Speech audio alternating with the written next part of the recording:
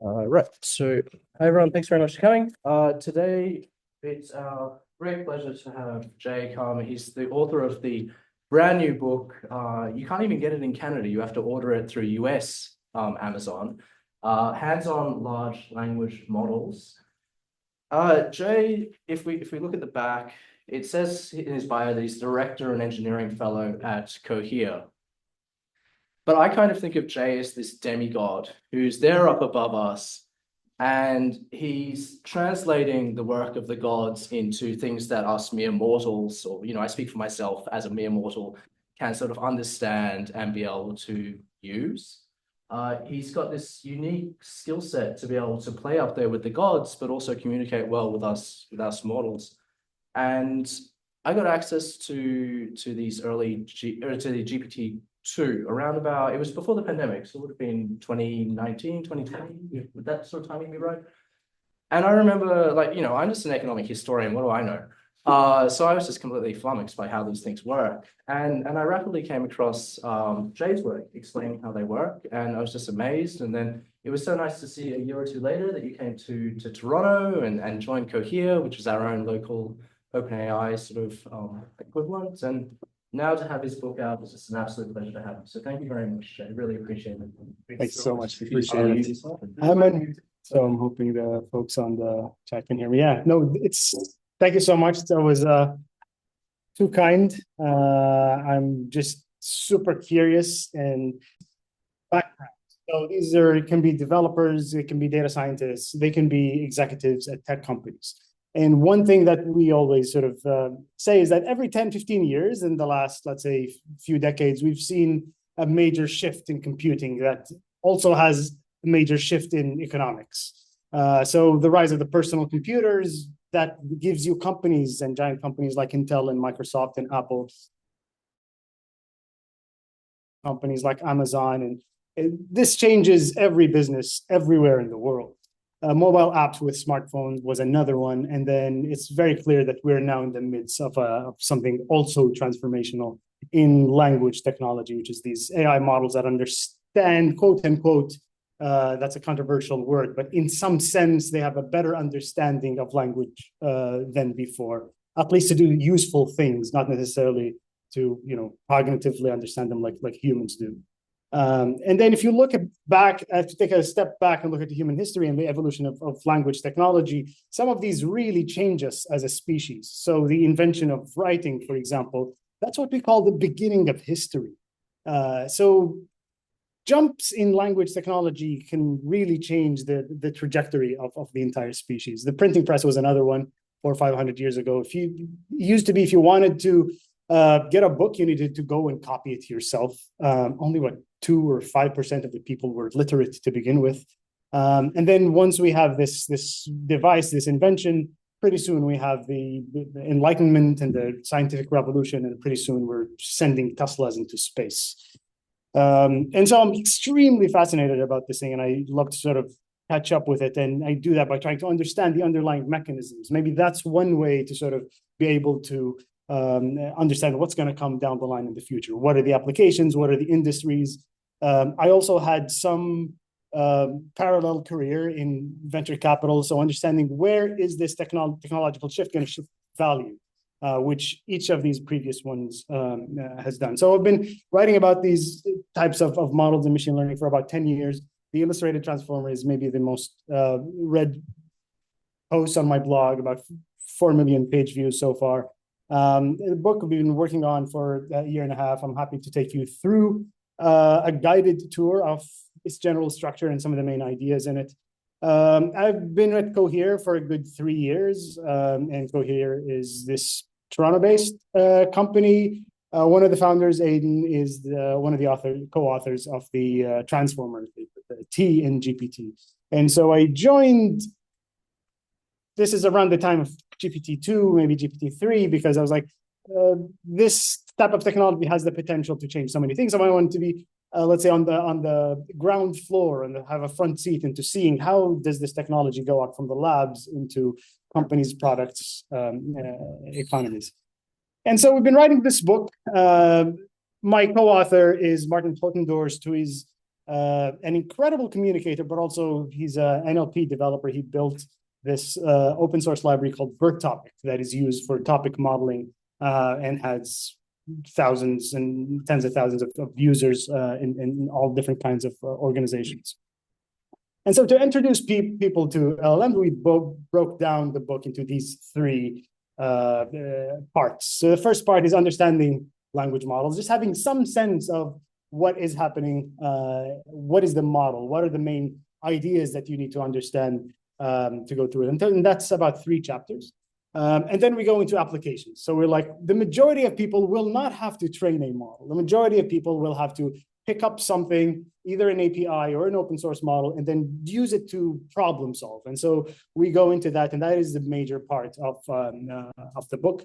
And then towards the end, we talk about training and fine-tuning language models. So we give a little bit of a description over how these models are trained, but then the end user, a lot of the times, will not have to train a base model. They'll have to just fine-tune it for a use case. So we talk about these. And so this talk will be just going over these various parts, describing them, and just showcasing some of the visuals, because this is a highly visual book. That's how I think, that's how I understand, that's how we communicate. The book is 400 pages. It has 300 figures. And each one of them we iterate over and over and over again. So I'm happy to be sharing these with you today. So part 1 is these 3 chapters. So just a general introduction to language modeling, the types of systems that existed before, how we used to do bag of words representations of documents, n-grams, and then recurrent neural networks, leading up to transformer encoder-decoder models, and then transformer decoder models, which are now generally used as GPT models, let's say. And then to really understand what a transformer language model is, there are 2 main concepts that are important: tokens and embeddings. These are 2 key ideas to really grasp to be an effective user of language models. And then in chapter 3, this is revisiting the illustrated transformer and describing the current day, the modern transformer, how it has evolved, let's say, in the last 7 years. And so if you want a sense of what those look like now, what does a Llama 3, for example, look like under the hood? That's what chapter 3 goes. So one way to break down, let's say, this first part is to say that before language models process any piece of text, they need to break it down, and they need to break it down into either words or subparts of words, and that is generally what tokenization is. And then also before it processes it, these tokens need to become embeddings. They need to become numeric representations that the model can calculate. So this all boils down into some form of calculus. And so how we turn words or text into numbers, that is, let's say we have really excellent methods of turning words or pieces or tokens into vectors or lists of numbers that capture some sense of their meaning. And that allows the model to process and transform these and uses them to generate text token by token.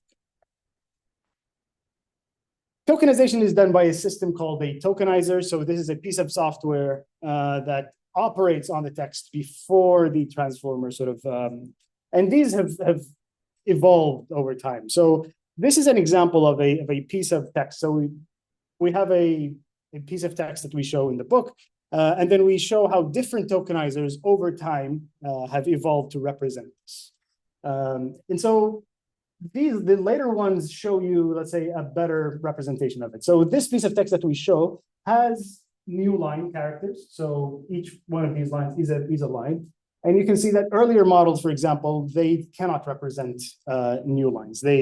Models like BERT, for example, that tokenizer loses some of that, let's say, information.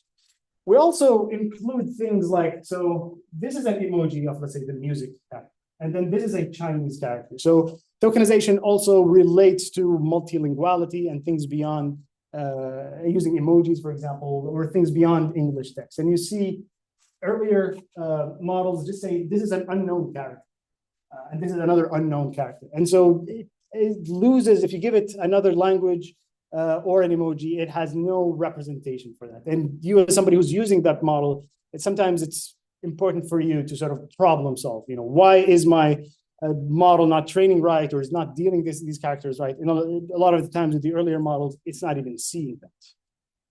There are things that we added here to show how the models improve with code. So some of the best ways that these models are helping people problem solve is by representing code or generating code and then executing it. Tokenizers are extremely important for the model's ability to really do code well. That includes tabs. So how does it represent multiple spaces?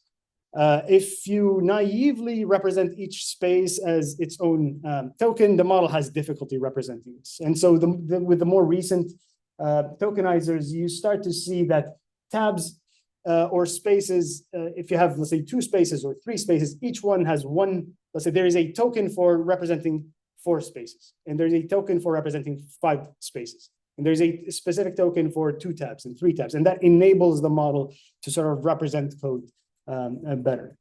Digits is another one. You can see how it's sometimes arbitrary how models break down numbers.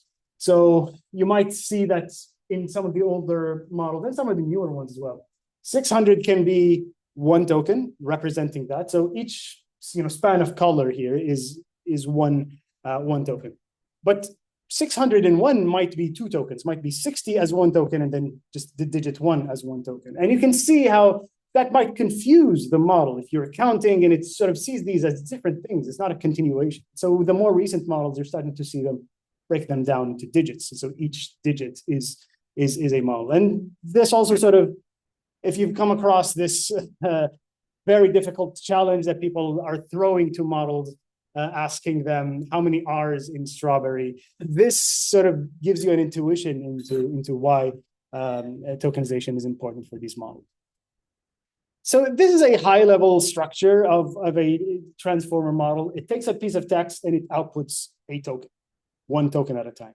And then it just does this again in a loop, basically. In the next step, we just append that token that it generated in the first step to the input, and then we say, generate another, and then another.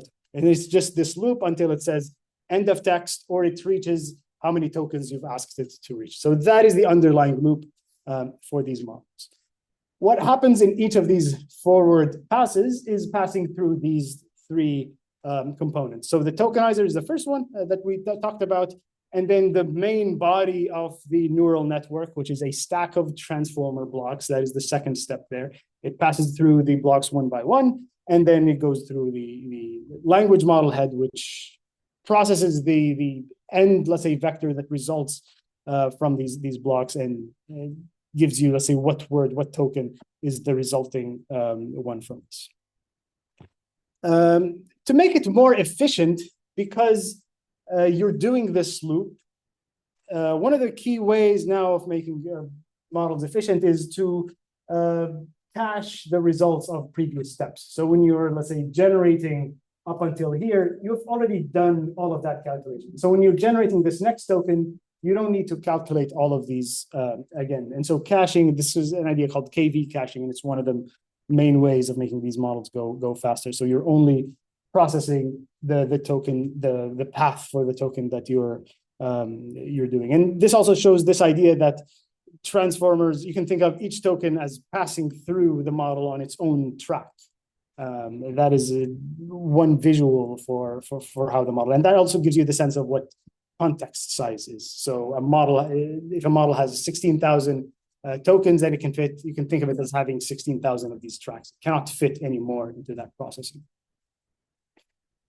We discuss more advanced ideas of attention. I'm not going to go into too much detail on attention, but attention is one of these sort of central ideas to how transformers work. And we've, I can go through it in the end if we have time and there's interest, but a high level overview of it is that it does 2 things. It just helps the model put in context the strings. Without attention, we're basically giving the model a soup of words with no order into them. And attention enables the model to sort of put things in context and understand the context and how the various words relate to each other in that context.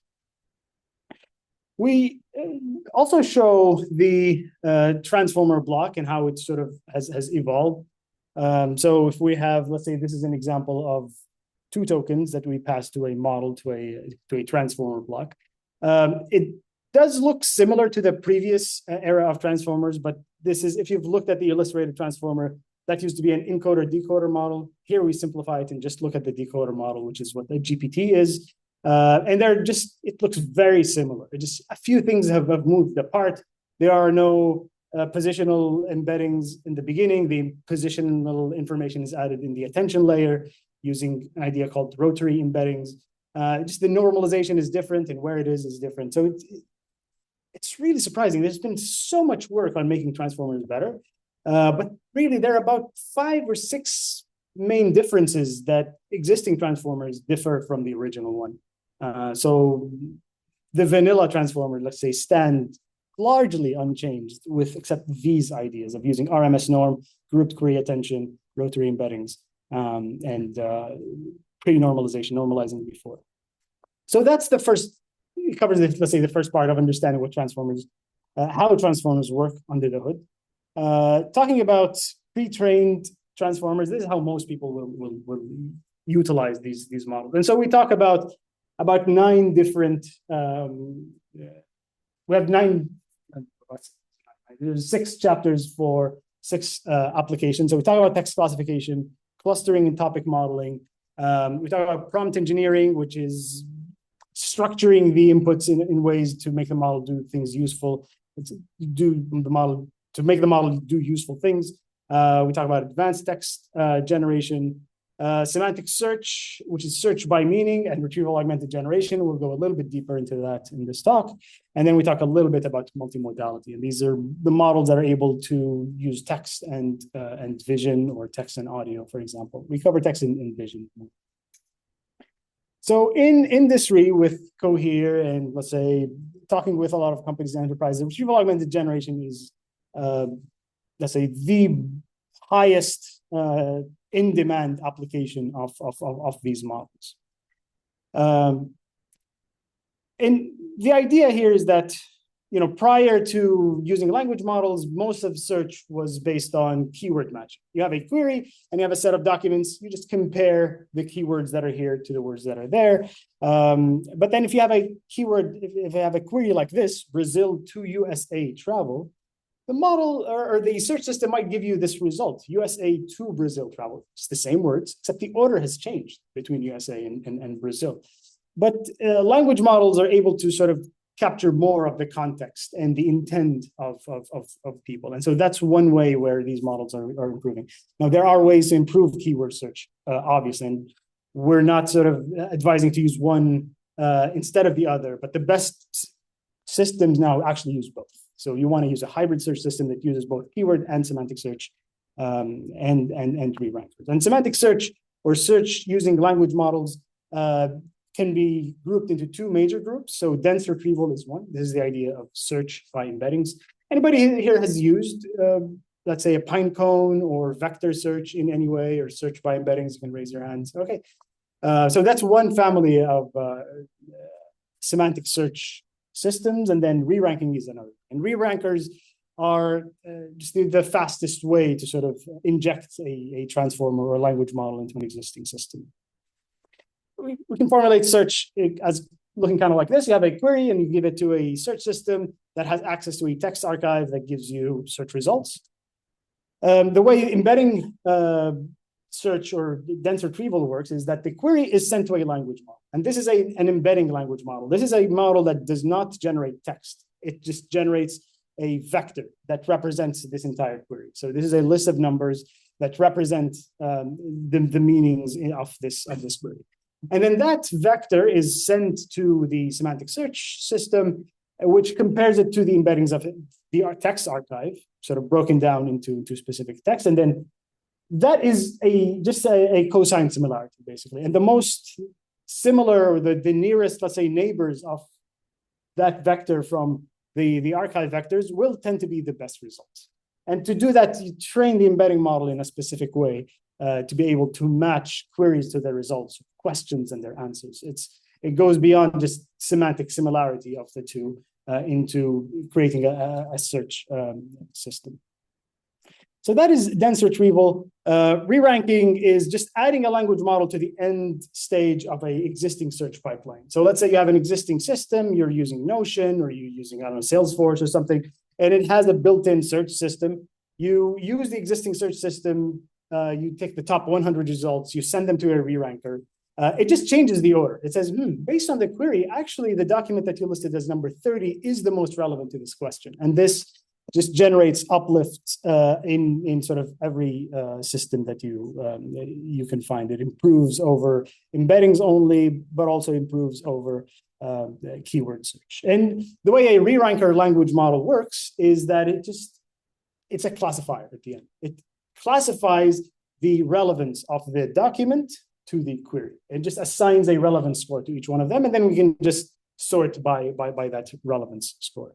And here you see sort of one trick of hand one sleight of hand trick we did with the book. There's a little bit of a bait and switch here, which is to say, a lot of people are fascinated about LLMs, about text generation models.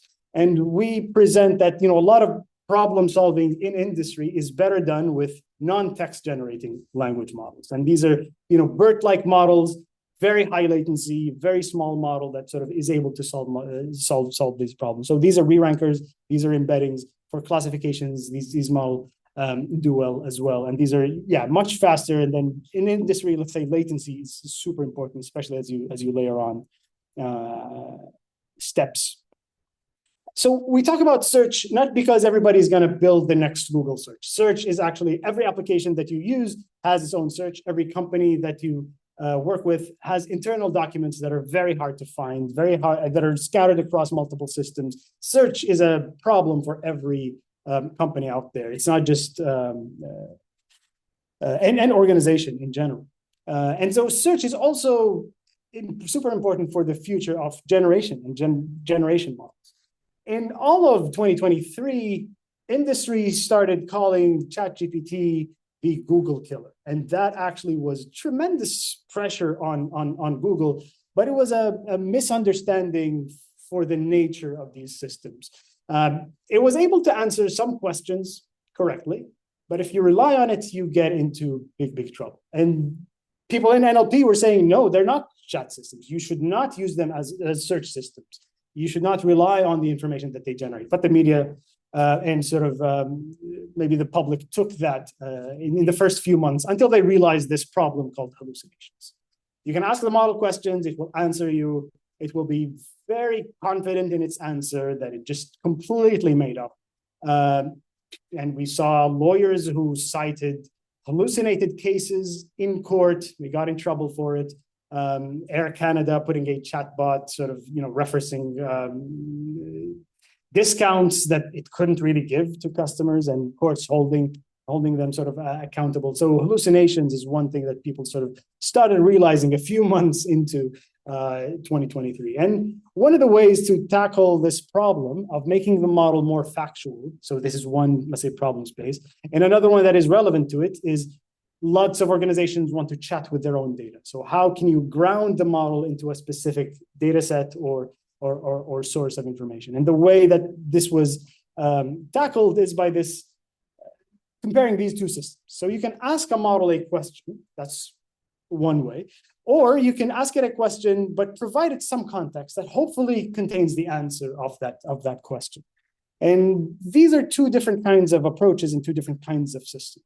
And if you're asking the model just the question, you're relying on the world information stored inside of the model. But if you're giving it the context, you can actually rely on an external system that stores this. And this second type of system, which is a retrieval augmented generation system, is better in so many ways, because models are not, you don't want to store all of Wikipedia and the world's information in GPU memory that is super expensive. It leads to massive models that are slow. You can't update them. Do you want to do a fine tune every time you sort of something changes? This takes a lot of time and compute. While on the other hand, if you say, okay, this world information, I don't want to rely on it, whatever is stored within the model's parametric memory. That's one way to say that this information is stored in the model's parameters. So I'll just rely on better data systems. I'll rely on databases. I'll rely on where the information is. I'll rely on my, Shopify database or any existing sort of system or database. So this leads to smaller models, better latency, the ability to also, you can say, okay, user A, I'll grant you access to this table. User B, maybe you're an admin, I'll grant you access to these other sort of data sources. So as a builder of systems, it gives you more granularity of control, but you can also, it's a little bit more explainable. You can say the model gave this answer because it looks at these 3 documents. And then you can now problem solve a little bit. Do I fix my retriever or do I fix my generator? And you have a little bit more control over that when compared to just giving a language model. So retrieval augmented generation sits at, let's say, this intersection of generation capabilities between language generation and, let's say, semantic search. I know one way to think about it is this idea of the model is actually connected to a data source that it can sort of take information from. And then now interacting with a language model looks like this. So you have a retrieval step and a generation step before the model generates its output. The retrieval step can also use a embedding model. So there's a language model in the search step, and it can use also a re-ranker. There's another language model here. So now you have 3 language models in your system. It's not just the generator model. So you have the retrieval language models, and then you have the generator model. And this is the basic formula of what's called a retrieval augmented generation or a RAG system.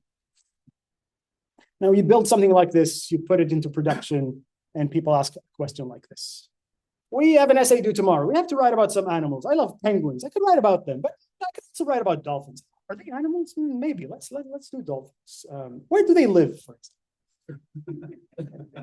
Now, is it fair to take all of this and throw it at a database and just confuse it by what penguins are and essays? This is one area of failure for RAG systems, which tend to fail more on the retrieval side than the generation side. And so the way forward to do this is to say, okay, to answer this question, I will search for this.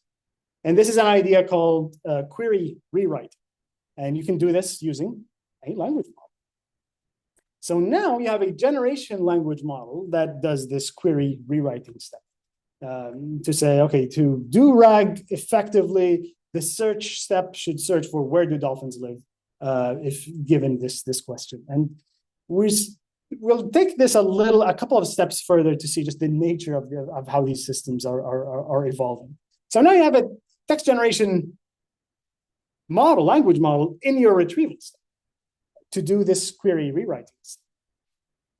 Sometimes users can ask more and more difficult questions and the systems need to adapt to it. And every system you put out there, people's expectations go a little bit higher. And so the systems need to catch up. So imagine a question like this, compare the financial results of NVIDIA in 2020 and 2023. You'd be lucky if there was one document that contains those. In a lot of cases, you will not find one document. So what do? Systems can adapt by doing this, saying, I will make 2 searches. I will search for NVIDIA's result in 2020 and then 2023. So this is another way to look at it, to say, okay, I'll do 2 searches from a data source, could be a web, could be something internal. And then once I get these results, I will do the second step of generation. Now you're talking about something called multi-query RAG. So the system is able to issue multiple queries to get information from, to get multiple searches in one step. Search should also be optional. If somebody says to the model hi or hello, you don't want to take that hello and sort of give it to a search system that will not be informative. And so the model should be able to decide, should it search or should it not search? More advanced systems have this idea of query routing, which is to say, okay, if you ask me any question about HR, I will look in Notion. If you ask me about match results, I will go and search the web. And so you start to see how we're sort of changing our expectations of the system. It's making more and more decisions about the sources of information, about what needs to be done to tackle your questions that keep becoming more and more difficult. Then you have questions like this. Who are the largest car manufacturers in 2023? Do they each make EVs or not? So now to answer this, you need to first understand I need a list first, and then I'll go and search for each one. And so this is a one search of saying, who are the largest car manufacturers in 2023? You get these results. And then you issue a search for each one of them. And then this is let's say, an additional step. This is called multi-hop RAG systems. These are two hops, two search steps. And the second step here is multi-query as well. So now you're seeing these systems sort of evolve and have this decision-making sort of capability, which leads us to what you see now is the evolution of the LLM into becoming the engine of an agent, which is this system that interacts with the world, that doesn't just pull information from sources, but it can also post information to places. It can generate code, and then it can run that code on a system. And let's say you can have a text model generating plots by doing that, because it runs Python or R, generate the plot, gets that plot back to you. And then you're starting to see this new kind of system that is doing more and more difficult tasks. And some of the latest let's say applications that you see in the industry are things like, there's this benchmark called SWE bench, software engineering bench. I think they talk already here. So where you give the model a GitHub issue and you say, good luck, go solve this for me.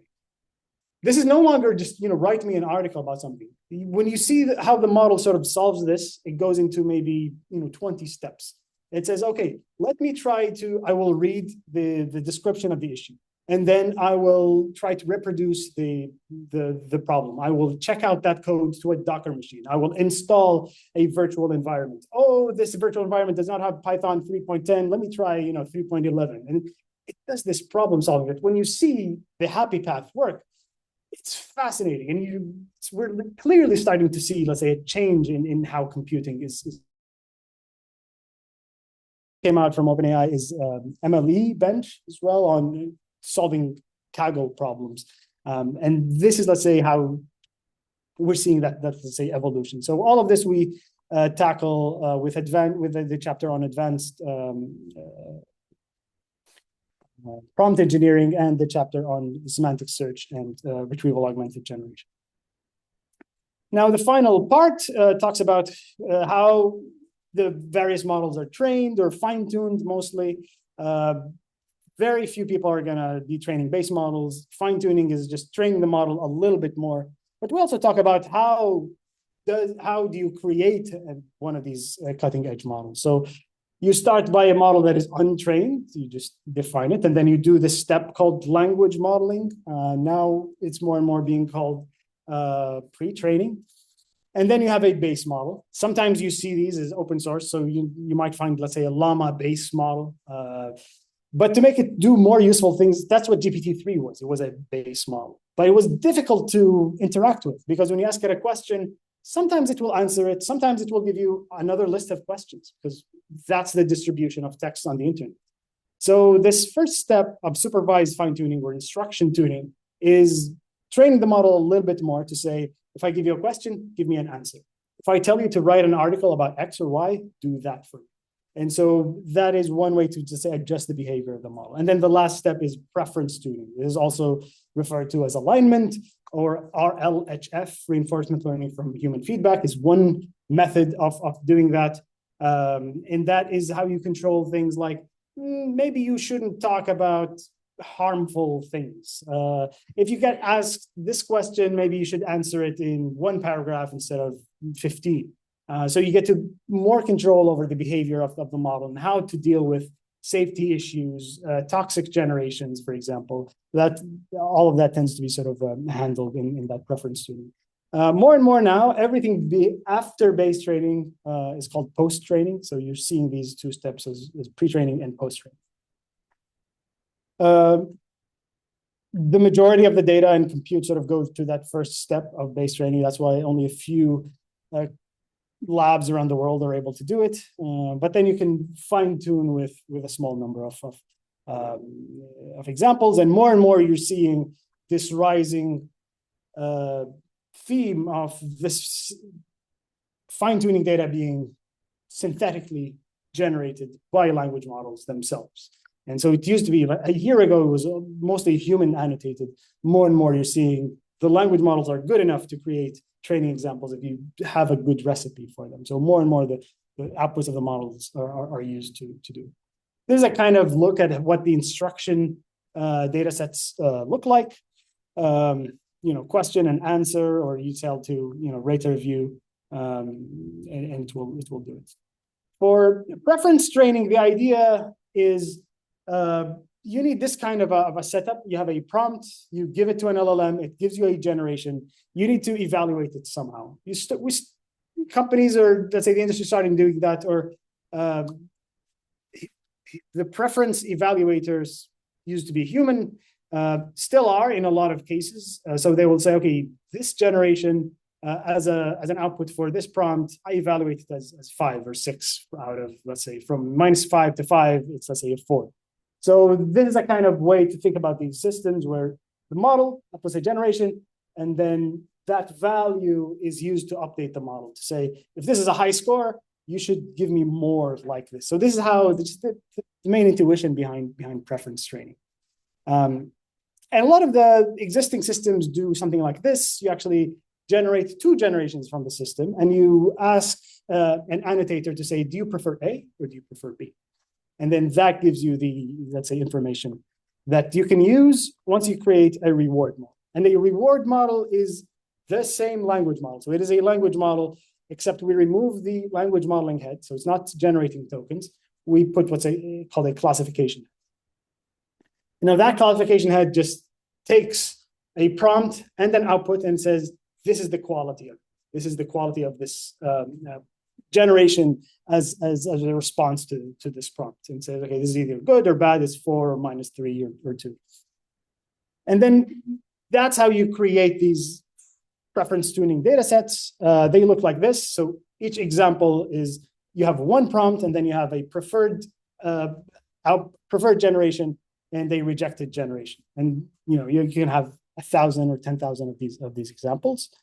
And yeah, that's how you do the preference tuning. So this has been just a quick guided tour of the book. I think we can leave enough time for sort of questions and answers. I hope that was useful. Thank you. Okay, so then we can switch your mic. So just to deal with a quick question from online, and then if anyone has any questions in person.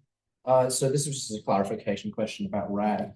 So does RAG output include or reference the data source from which it gets its examples? For instance, with the NVIDIA financials, would you know where it got it from? Yeah. And so if anyone has questions, then please raise your hand and we'll go to that off. Amazing. Yeah, so it depends on the system that you built and the language model. Was that behavior trained in the language model or not? For Cohere's philosophy of RAG, citations are essential.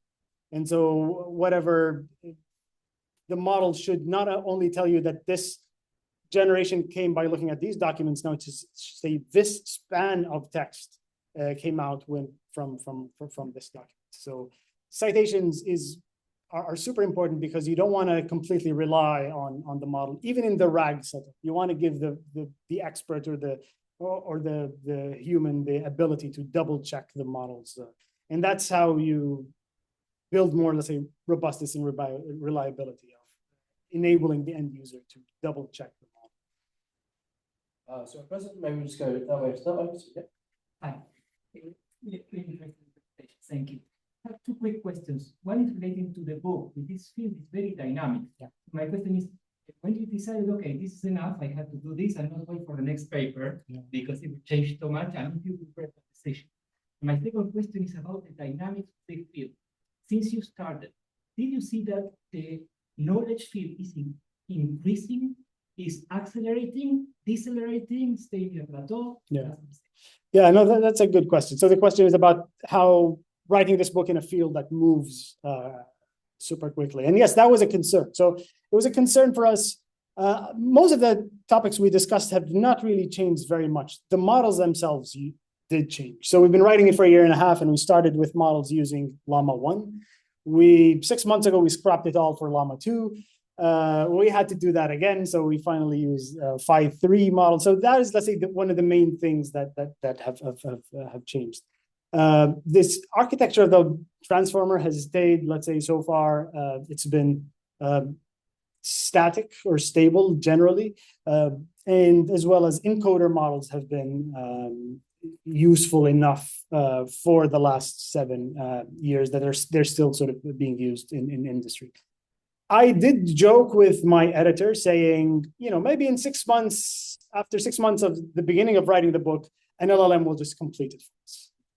I don't believe we're there yet, but maybe in another year, these models can get there. But no language models were used in the writing.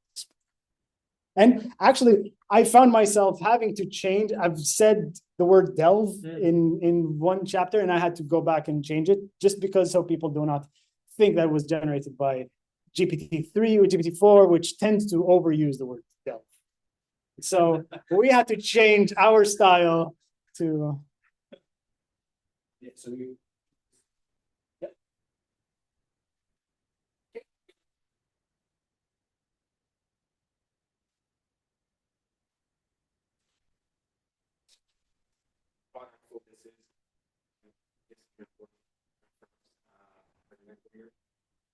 Yeah, absolutely. So Cohere started early. So when I joined Cohere, it was when they first came out of stealth.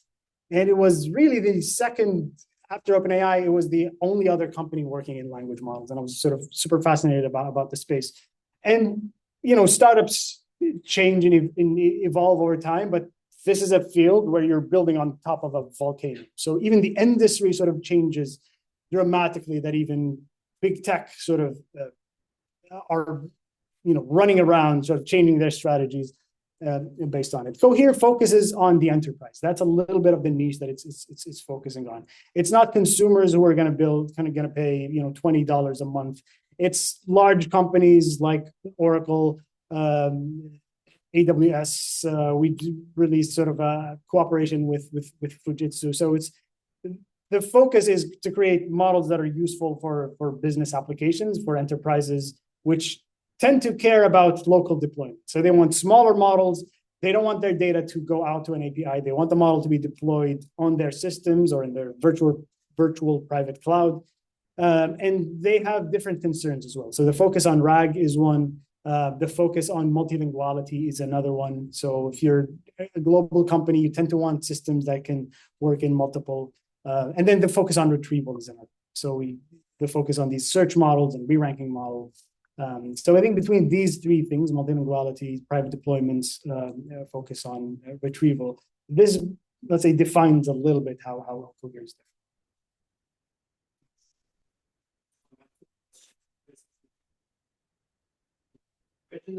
What you behind attention is that you're taking a bit of every other tool, right? Yes. So this is what happens in the first transformer layer. The embedding of token X gets a little bit of a weighting. Then it outputs the state for that first transformer block. But then in the next with the next transformer blocks, it gets a little bit hazy because what's being input doesn't really represent token in that column anymore. It represents a bit of everything. So my supervisor and I call this merging everything. So what's the actual intuition behind attention for these? Yeah, that is a great question. I can pull up a couple of the visuals here. So I will rely on,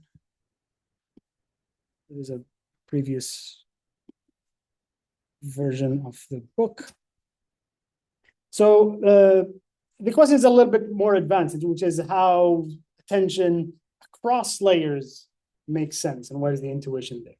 And we tackle, let's say, a high level overview of attention by saying it's this idea that you sort of first mentioned of you have tokens in, let's say, 5 positions, and now you're processing the last position because that's how transformers work. And so what attention does is that it merges information from the previous that are relevant, that are necessary into processing this token. Yeah, an example here. Okay, the example we use is co-reference resolution. So the dog chased the squirrel because what does it refer to here? Is it referring to the dog or to the squirrel? The model needs to have a sense of this, and this is this is an example of what attention sort of is helpful with. And then it does this by these two steps. So the first one is relevance scoring. So it looks at the token, it looks at the previous ones, and it scores. This token is relevant for this one. This token is not. The relevance of this token is 50%, 30%, 10, and then 10%. So as they add up to 100. And then the second step is just combining that information from all of these tokens. So this is just the high level description that you'll find about self-attention. But then the idea or the question that you're raising is that, okay, so now you have 90 transformer blocks, each one with its own attention layer. How does that sort of mixing make sense in layer 90 versus layer, let's say 2? And one sense there is the representations of the token at the first layers is also very different because of all the information packed in from the other component, which is the feed-forward neural network. So even for the same, let's say, word, the word, let's say, bank.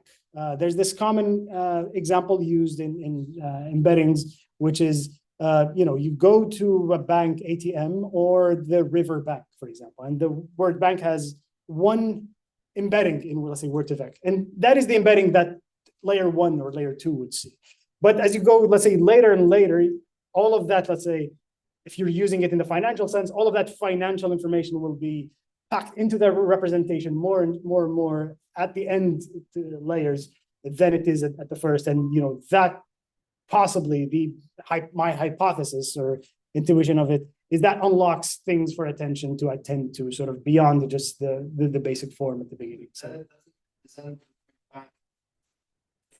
it does with bank within this system, which is a financial bank. Yes, but it's farther from being a river bank. Yeah.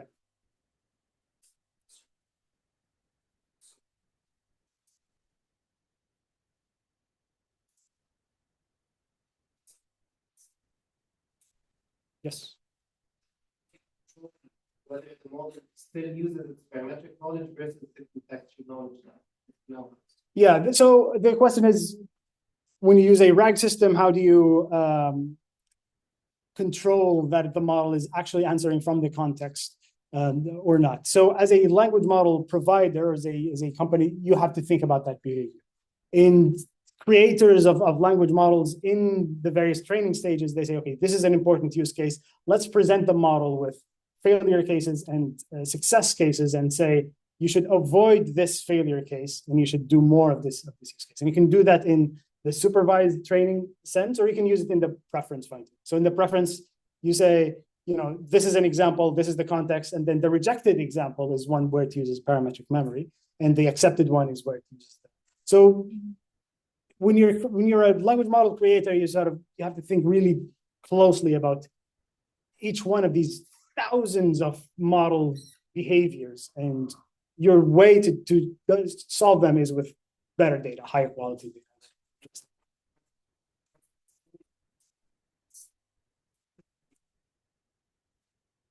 Absolutely, yes. Oh, and then maybe we should, because we're coming up on 1, so we should be respectful of time. But yeah. I was just gonna ask, how do you kind of balance making sure your illustrations are like very technically accurate and like fitting in everything that you want to fit in, but also ensuring that it's simple enough for people that just like kind of have no idea, but they're just like. Yeah, no, that's a great question.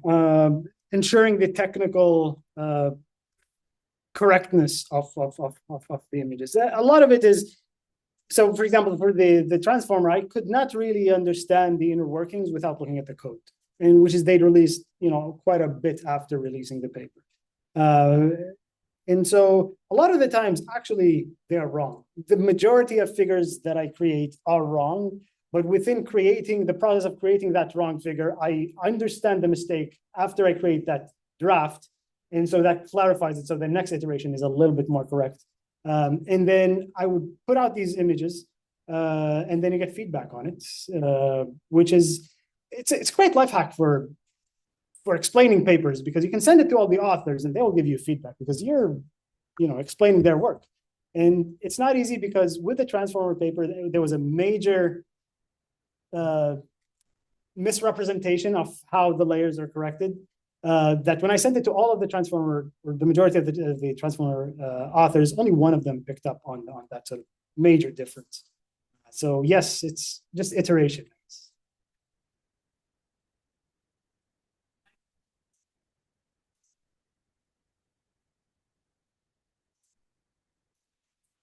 So when something like that happens, that potentially could also happen. So like the attention behind those conversations go, do you find with people in the industry that you have less technical knowledge? Yeah. How do you walk them through like the risks and mitigation? Yeah, there's a lot of education that needs to happen with the use cases. So what is the best use case to deploy the model at? And what is, let's say, more responsible, and what is more high risk? And in this case, like the general advice to people is to say, build internal facing systems. These models aren't reliable enough for you to have them represent you to the general public if they're not. But people get a little bit too excited. Executives interact with ChatGPT and they're like, oh yeah, I want this on my website.